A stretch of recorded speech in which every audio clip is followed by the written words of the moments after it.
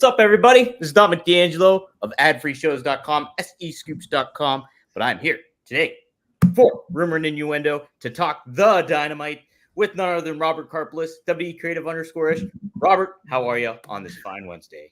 Apologize to everyone that I missed yesterday's episode, and I have to start with what's going on with the facial hair there, Dom. You look like a pirate. Yeah, I'm trying to look more like a king because opening night is this Friday of Sherlock Holmes, The Final Adventure, where I will be playing the King of Bohemia. And I enlist Sherlock Holmes for his duties. But I am very melodramatic in the play, so I figured why not get this kind of, Princess Bride kind of look going on. It's a little Princess Bride-y. You look at the one dude from Robin Hood Men in Tights, the guy who had the little... the little tiny sword. I can't think what the hell they're called. The size. Yeah. He's the dude who I only know from that, and I believe he was on Beverly Hills 90210. Probably. Well, how about that? See, it all ties in. Maybe you'll get a little Beverly Hills 90210 if you go see Sherlock in Pittsburgh, Duquesne University. There you go. I wish it was streaming. I feel like that's something the world... I would take time out of my valuable weekend to watch you in Sherlock Holmes. But we don't have time for that, Mr. D'Angelo. You put together a hell of a rundown for today. Yes. Obviously, we were previewing the Dynamite, being Wednesday and all that stuff. But we're going to talk Chris Jericho continues to make the pitch for pro wrestling to be in the Olympics. We also get an update on Big E. He gives a little bit of an update. And then, what was the other one? I had one more other thing on tap. Well, we'll get to it maybe. So let's talk about some stuff. AEW Dynamite is tonight. It's the 250th episode, and they are giving you a pay-per-view caliber kind of card that's a little bit questionable, a little bit of a head-scratcher because there's so much on there. And we're kicking it off with MJF going up against Will Ospreay for the AEW International Championship. Robert leading off with the show, making this big. Do you think this is a good move by AEW, or where do you kind of fall out on this? Look, they're making it easy for the historians who write the death of AEW. And I, for one, support that. You know, WCW was not as overt sometimes, but AEW is just putting it right out there. I get it as a fan why you're going to be excited. It's the 250th show. They want to make it feel special, but this is still a company that is powered in a lot of ways by its pay-per-view, where they expect you to pay $50 now, I think 8 times a year for Open the Bottle, Dom. Oh, I was trying to be very begging. There's no stealthiness with audio. It's a hell of a microphone you got there. It's a hell of a bottle of Prime Energy, official sponsor of WWE, not of us. So put it down. Anyway, you're giving the audience 2 spectacular matches: Kazuchika Okada versus Shane Strickland and MJF versus Will Ospreay. The problem you run into is you only get the first time once. Yeah. And both of these are outstanding matches with the guys they should, in a lot of ways, be building the entire company around.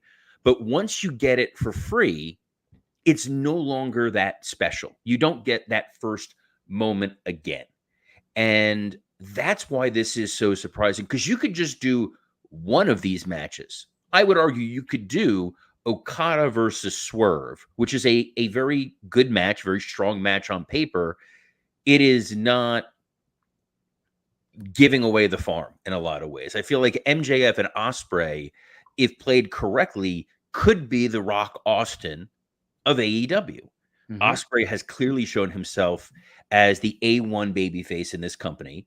MJF is now sliding back into that role as the top heel. They're both young. They're both very talented. They're both very charismatic. That is a match you build. That is a match you do to headline All In. Throwing it out there for free, given the depth of the roster that they have, really boggles my mind. I get we want to pull as many eyeballs in as we can to help for the TV rights deal, but you don't just go and do this. And I know that there's a comment here from Jero J, who said, excited for tonight's show. Why would I be upset over having a good card? If you're a fan, you're not upset. Mhm. If you're a fan, this is tremendous. You're able to tune in and you are going to get 2 blockbuster matches plus a Mercedes Moné match on TV. Yes, that too. She's going up against Nyla Rose for the TBS championship. But yeah, Robert, it's I'm with you very much so. I think you could kind of get away with, if you're trying to think long term and what you want to have happen, you could get away with Swerve versus Okada because you want to make Okada kind of elevate him. You want to elevate him. So putting him on primetime television like that in a big name match makes plenty of sense. And like you can kind of punt the ball down for later on to really get Okada even over further. And that would just help establish him as a star. But yeah, I'm totally with you. Like this is like for Ospreay and MJF to kind of go right at it here when we were thinking that was going to be the all-in match, where it still could potentially be, but it's also, yeah, I think it makes it kind of feel like not as, you don't get that first match kind of punch to it, and it's a little contradictory to what you want to do for long-term planning. What's also surprising about it is they should have learned their lesson when they gave us Kenny Omega versus MJF on free TV. It was a fine match. It didn't do global shifting ratings, and ratings are not the end all be all. I get that, but it didn't improve the overall show. It's not like by giving this to the audience, all of a sudden you've kickstarted a new white hot series of events going forward. You need good matches and compelling stories to draw in a larger crowd. And if all you're looking to do is deliver, hey, we're going to give you big 5-star matches week in and week out, then it becomes that much harder to attract a larger audience to pay-per-view. Mm-hmm. Yeah, right. If you're giving all this kind of stuff away, what are you kind of thinking about for, your big shows, your major shows? How are they going to feel as significant, stuff like that, when you're giving all these kind of matches away for free on there? It's And it's why I don't mind the Okada Swerve thing, simply because they are trying to set up Blood and Guts, which is, I want to say, next week. You might be right. I think it's next week. So you've got a guy from Team AEW and a guy from Team EVP, the Elite, going in there. So I would imagine you're going to get a schmozz. You're going to get everybody running out and, oh my God, we're running out of time, guys. We'll see you next week. I like that. I love that. I don't mind it. It's why I'm okay with that match. But to do Ospreay and MJF in any form or fashion doesn't make a lot of sense. The only other option you have is tease it and then not deliver, which is going to piss off your crowd. So you've kind of put yourself into a lose-lose situation in a lot of ways. And I hope 24 hours from now, when we're sitting here doing this at noon Eastern live on a plethora of platforms, that you'll be able to, tee me up and I'll be able to say, hell of a match, game-changing match. My God, guys, AEW, I was 1,000% wrong. They were 1,000% right. They clearly know what they're doing. Be thrilled if that's the case. Yeah. But go ahead. No, you keep going, man. Okay. Yeah. So to confirm, AEW Blood and Guts is next week. So hopefully that's the game plan they have in mind. Tremendous. Well, I for one am excited for Blood and Guts on TV and trying to remember the difference between that and Anarchy in the Arena. That's it. Hey, we are going to hear from Mariah May after her massive heel turn last week. How do you just let her have the mic, let her go? She seems like, just from that first impression kind of thing of her doing that, she already has the body language and presence to be a heel, it feels like. So I'm excited to see kind of how she'll do on the mic. I think she's going to do great. I think this is a chance for her to establish how she is going to be going forward, because you can go a couple of different ways. Either she's going to shed the Toni Storm light attire that she's doing, almost like the stunt double, the understudy, and she's going to emerge as her own character, or she's going to be unhinged in her own way, still wearing the outfit that's, stained with Toni Storm's blood. I think that what you're going to get here is a situation where the Toni Storm Mariah May feud is going to be very serious. It's going to be very intense, and it is a chance for AEW to tell this beautifully laid out long-term story, and to be able to say there's a beautifully laid out long-term story in the AEW women's division feels damn good. Right. It's something that's heavily needed. And you got some right stars in position for that with Tony Storm and Mariah May. Hey, speaking of stars, we have some TV time. I love how you're like, speaking of stars, and then you forgot where you were going. Yeah, I love you, Dom. Look, you got Sherlock Holmes in the brain, my man. I do. You're the king of Prussia or whatever's going on here. Yes, King of Prussia. I've been to that mall plenty of times. There you go. All right, Chris Jericho, TV time. God, I know you're excited. What did I was trying to be nice. I was trying to plug your theatrical performance to pack people in there in Pittsburgh, because Pittsburgh is the cultural hub of theater.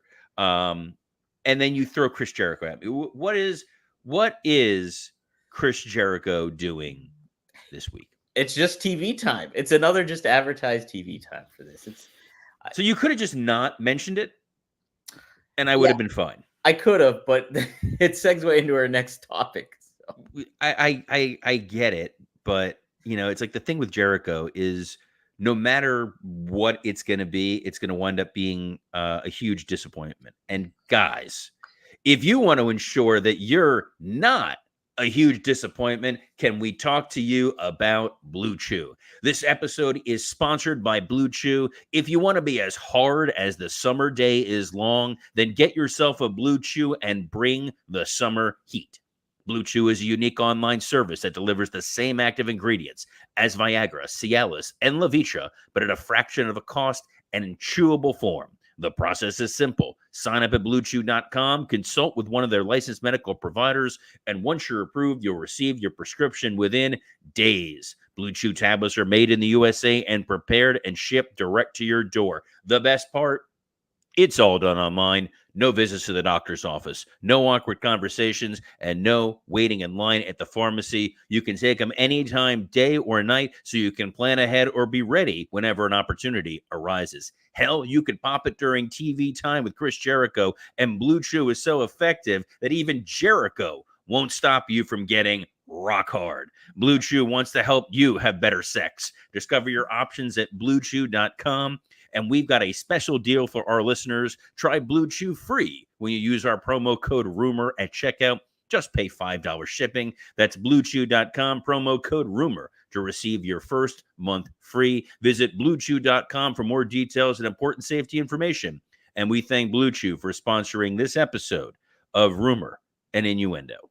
I love you, Blue Chew. Did you ever see Old School when Will Ferrell's at his wedding? And like Mitch is giving the speech, and he's like talks about his dad, and he's like, "I love you, Dad." Yes. Let me ask, did I see one of the biggest comedies of the last 25 years? Yeah, I did, Dom. Mm-hmm. I certainly did. But you know what I'm going to be watching next week, in addition to all the WWE programming and AEW programming? The Olympics are upon us. Very excited for the Olympics. I am going to be tuning in as well. What won't be on there is pro wrestling. But Chris Jericho, for the past several years, has been the advocate to have pro wrestling become an Olympic sport. He was on Neil Brennan's podcast. He said, "I've started to really think about how pro wrestling could easily be an Olympic sport. It's like an athletic display between two people, much like figure skating or synchronized swimming or anything else that is judged on points. Think about it. I'm from Canada. Chris Jericho and Kenny Omega, best wrestler in the world from Canada. We put together our routine. You have Will Ospreay and Michael Oku from England. They put together their routine. Then you have John Moxley and Bryan Danielson from the United States. They put together their routine. Then the judges would say, okay, this is the best. It doesn't matter who wins or loses the match." Would you like to see pro wrestling as an Olympic sport, Robert? No. Oh. Sorry. Well, I understand where Jericho is coming from. The argument that I have always made when I've dealt with people who like to besmirch and diminish professional wrestling is it is an athletic performance that requires a significant amount of physical prowess as well as mental preparation. It's storytelling. It is an art. But if you just put it out there, this is super deluxe fake we're going to get together and we're going to huddle and we're going to put out a match for you, you've now destroyed everything that makes wrestling fun. I understand why Jericho is trying to say this. It's more about the integrity of the performer, that the wrestlers that are out there are absolutely at an Olympic caliber. And what they are doing requires the same degree of skill that you would see in a gymnastics competition, in a synchronized swimming competition, in any sort of the performative athletic events you see at an Olympics. That being said, it really does take it a bridge too far to go ahead and just outright say, hey guys, this isn't real. Let's see what these guys have rehearsed and put together. Because then it's kind of the same thing as, well, what about fight choreography in a movie? I know there's been talk about those folks being recognized for Emmys, and I know the Emmy nominations just came out a little while ago, about an hour or so ago. Oh. So if they wind up going with a best stunt performer category, maybe there should be a best professional wrestling category for the Emmys. But the Olympics, it's a little bit of, Jericho put the Q-tip in a little too far. I think the case that he makes with like comparing it to like kind of figure skating and things like that kind of is the best kind of analogy I think you could kind of make in this regard. And it's like it's athletes, it's all that kind of stuff. I wouldn't necessarily be against it, but I'm kind of too on the fact that, yeah, you're looking at the sweet science behind it all. And is that necessary when you're really perpetuating entertainment product? I mean, sports is our entertainment too, but it's just like, you're really peeling back the curtain a little bit more in certain regards of having, oh, this is a great match. Doesn't matter who wins or loses. Then why are we having the match? You know what I mean? Well, it reminds me, programming note regarding the Olympics, Raw and NXT are being bumped from USA to Sci-Fi during the Olympics. So maybe there's a chance for the ECW zombie to make his return. I've been waiting for, it's been over what? Jeez. I can't even keep track. 15 years now. Let's 2006. 2006. Oh my God. Yeah, I try not to think about it. My daughter saw John Cena retire. It's like, oh, how do you feel about that? I'm like, I feel very old, because when I was there, it was like Cena's first title run, and we're like, how are we going to make this young baby face into our top star? And now, he's old man Logan getting ready to retire. Dom, where are we going next? Yes, people have been heavily speculating, rightfully so, about is Big E just fully retired? He does give a little bit of an update here. He was on the Getting Over podcast. He says, now we're at 2 years and running since I broke my neck. I broke my C1 in 2 places, my C6 as well. I feel great. I have no issues or pain, no issues with discomfort, weakness, any of those things. My strength is great. The only issue is my C1 is healing. I can't say that word. Fibrously. I don't have it pulled up. Let me look up. My C1 is healing fibrously. Thank you, fibrously. Thank you. Good golly, which is great for normal day-to-day life, but it's not turning into a new bone and ossifying yet. How did I get very good? The other one. They're not going to clear me. You like the 3rd grade teacher, like, oh, you're doing great. Obviously, very important bone. Right now, it is the waiting game. I did go to Cancun about a month ago for stem cells. We'll see if that changes anything. Right now, I feel great. I'm just not in a position to be cleared quite yet. Neck fusion's tough. Obviously, yeah, what happened to Big E was super scary. I'm glad he's doing great. When it comes to those levels of the C, whether it's a C1, which I think is the higher one, and C6 is lower, maybe, I think the higher it is, the more risk you run of getting hurt very badly. So, and guys, if you're looking for your bone to ossify, you could have held on to that one. I didn't. I'll be honest. I didn't know that was the story. I absolutely would have. BlueChew.com promo code rumor. Here's the thing with Big E. I love Big E. I think Big E is an incredibly talented performer. I never want to see Big E wrestle again. Yeah. For 2 reasons. Number one, I think he has so many opportunities to be a long-term contributor to the WWE outside of the ring. Mm-hmm. You look at the career that Corey Graves has, there's absolutely no reason Big E couldn't be at that level or better. as a commentator, as a guy hosting the pre-show, as an ambassador of the company, as someone who's able to go out and help recruit and help train. I think he has a litany of opportunities. Whereas if he comes back from this sort of an injury, yes, C1 injury, that is right up high. For those of you listening on audio, you can imagine where I'm pointing. If he gets hurt again, like, that's it. Yeah. And the reality of the situation is, yes, he was WWE champion. Are they going to feel comfortable giving him another opportunity? You know, if they don't think that he's 100% healed or 1,000% healed, and they don't want to clear him, then you do run a risk. And we've seen a few people of late who were not cleared by WWE, Saraya, Bryan Danielson, Christian to a degree. They went to AEW to go wrestle. So if Big E does come back, it's a possibility he's going to come back and go to another company. And AEW has not really demonstrated that they're able to utilize that talent in the best way possible. So he's going to do what he's going to do. He's going to listen to his doctors. From my perspective, as a guy who does not have a dog in this race, I think he's got a huge future behind the scenes, a huge future as a talking head. I don't necessarily need to see him in the ring. I'm with you. As much as I loved Big E in the ring, and the ceiling was still limitless for him when it came to like what he was still capable of doing, because you look at, imagine him being in this Triple H chair, how great he would be too, where it's just like the handcuffs are off of all that stuff. But here, if you look at just it from a simple fact of like, hey, what he's done in the ring, from WWE Championship to the New Day to everything like that, he's had a full-fledged career. And so I don't think he needs to prove anything else.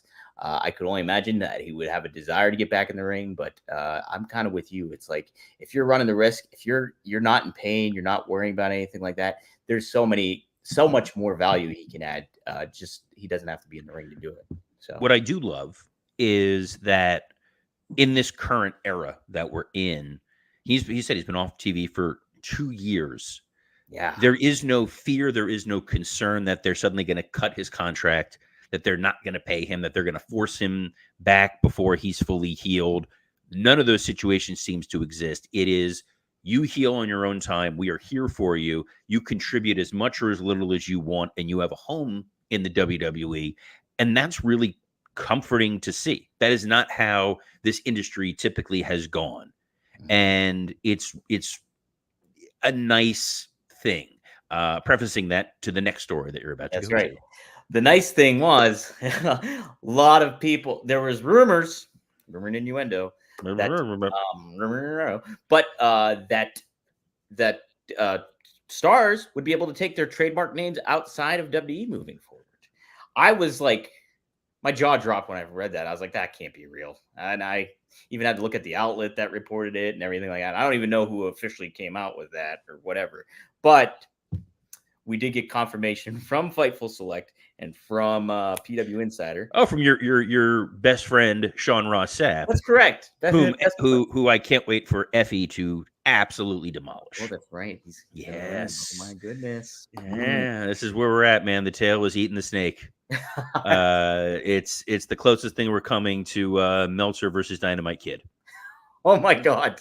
You put that visual in my head. Oh my God. Yes, but it would have been Dynamite in the wheelchair, which would have made it even better. Oh my God. Hey, but that was not a no. That was not a no. We're not plugging Magnum yet. Back off. We got time to get to that. I knew where your brain was going. I was not going there. I swear. Here's the thing. There was no way in the world WWE was going to reverse its policy on names. Mm-hmm. And to put lawyer hat on for a moment, as Dom aggressively chugs that prime energy, because Lord knows you seem so low energy. You've got like 17 more podcasts to record today. I get it. But WWE creates and owns the intellectual property of the people that they put on television. If you are a wrestler coming in with your own IP and they choose to use that on TV, we'll use CM Punk as an example, and you leave the company, you leave and you take your IP with you, assuming that you have the proper registered marks for it. But they are creating these characters. They are putting these characters on their television. They're profiting off of them. And if you, as the performer, leave, they want to keep all the goodwill that comes from that character. They don't want to waste time to build somebody up for him to go to the competition. The example that I typically give in this when I'm told that I'm heartless and evil and wrong is Chris Evans is not Captain America. He portrayed Captain America. In many ways, he brought personality to it. He modified and changed that character in such a way that it's an indelible image. But he can't now go make another film as Captain America. It's not how that works. And AEW has allowed their talent to keep their IP and encouraging them to do so because they operate on a very different business model. And their talent is not doing house shows. So their talent is allowed to go wrestle in indies. I saw Swerve Strickland is competing on an indie against, I think Amazing Red. I think it's what it could be misremembering that. But I saw that he was competing. It was a strange match. And I was like, oh, really? He's their world champion. And they want to let these guys maximize their dollars outside of AEW. And they think like, oh, we're being magnanimous, we're being generous, but they're going to run into that same problem as these talents transition over to other companies with their name and gimmick intact. Yeah, I mean, like I always kind of was like, oh man, that stinks. That like I'm just using him just off the top of my head since he was one of the names in the mix. It's like that's a shame. Ethan Page can't use his name in WWE, even though he is, and they trademarked it and all that stuff. I understand that, but I'm using his as an example. Like you'd think about that, like, oh man, they got to change his name, or he goes to TNA, they do the same thing or whatever. But it does make sense from a business standpoint. That's your intellectual property. You are creating a persona and character. You're giving them a platform to be who they are and make that character. But in the grand scheme of it all, it is your intellectual property. So it's unfortunate. And look, there are some people who make a strong enough name for themselves that when they do come into the WWE, they get to keep their name, their identity, their likeness. I think one of the guys that comes to mind, just completely happenstance, no segue or anything, is Rob Van Dam. Came into the WWE fully formed as the Rob Van Dam we knew and love in ECW. What is Rob Van Dam up to these days? Because I haven't seen him. He's not on WWE TV. He's not on AEW TV. What is he doing to occupy his time, Dom? He's staying busy doing the One of a Kind podcast with me. It's every Monday at 4:20 p.m. Eastern Standard Time. The new one just dropped earlier this week, obviously. And hey, we talk about John Cena retiring. And Rob Van Dam wants to have one more match with him before it's all said and done. Says he's very capable of doing One Night Stand 2006 once again if it was on the card. So tune into that. Also, Straight Talk with the Boss, Magnum TA, Greg Gagne. We talk again also about John Cena retiring and to get Greg's perspective on what it's like when a legend retires, like using his dad as an example, talking about that. And I thought you were talking about legends. Vern Gagne. I know who you were. So tune into that on 4horsemanetwork.com. It's dropping today at 6:05 p.m. You know that time. So tune into that and check out the new episode. Robert, working stiff. What do we got cooking? We will be recording a new today's Wednesday. Tomorrow, Thursday, myself and Scott Chaplin are going to be recording, talking the fallout of Dynamite, all things going on in wrestling. It's going to be a good time. What is always a good time is joining us here every Monday through Friday at noon Eastern. So apparently Elon Musk, the Jeff Jarrett of the tech world, has changed how live streaming operates on X. So some of the places that you may have been consuming Rumor and Innuendo, whether that was on the Dominic D'Angelo X account, the Rumor and Innuendo X account, the Working Stiff X account, or the Podcast Heat X account, is no longer streaming because they are not, quote, verified accounts. So if you enjoy tuning in to watch us live, you can still catch us on X on the WW Creative _ish X account or the SE Scoops X account, and then on YouTube on the Rumor and Innuendo YouTube page, the Working Stiff YouTube page, and the Ad Free Shows YouTube page. Plenty of places to find us. A couple of those spots slightly knocked off, but we appreciate you wherever you're watching us, however you're watching us, however you're streaming us. If you're listening to us in audio format on iTunes, Spotify, and the like, take a second, scroll up, and throw a quick 5-star on there. Help the show grow. So, speaking of things growing, on behalf of the oddly facial-haired Dominic D'Angelo, I'm Robert Karpolis. Best of luck in your future endeavors. We're men in tights. We're in the forest looking for fights.